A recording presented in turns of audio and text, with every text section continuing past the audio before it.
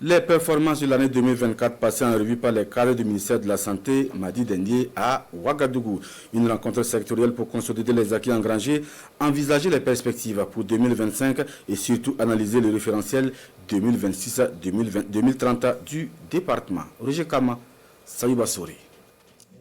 Réunis autour de leurs ministres de tutelle, ces acteurs du monde de la santé passent en revue les actions menées au cours de l'année écoulée. Cette première rencontre de redevabilité permet aux participants de faire le point des activités réalisées en 2024.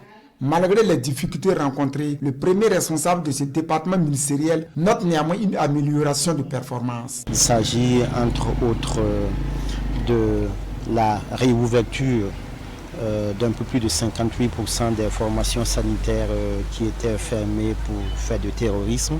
C'est un peu plus de 1490 examens d'IRM qui ont été réalisés à des coûts accessibles. Comme vous savez, les Burkinabés ne paient plus 100 000 francs pour faire un examen d'IRM, mais ils paient 40 000 francs, c'est une réduction de 60%. Nous pouvons aussi mentionner que c'est un peu plus de 30 000 examens de scanner qui ont été réalisés au cours de l'année 2024 et les Burkinabés ne paient plus 50 000 francs pour faire un examen de scanner, mais paient 25 000 francs, c'est une réduction de 50%.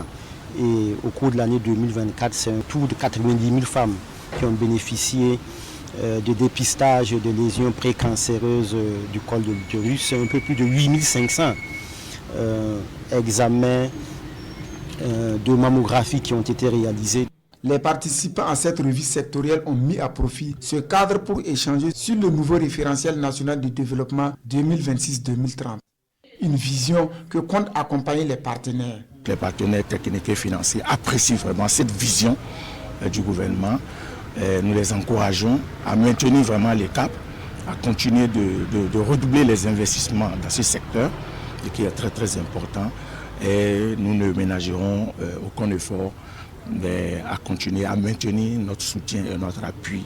Les besoins en matière de santé sanitaire de qualité et adaptés au profit des populations ont aussi fait l'objet d'analyse. Pour y arriver, Dr Robert Kargougou exhorte donc les participants à des discussions franches et constructives.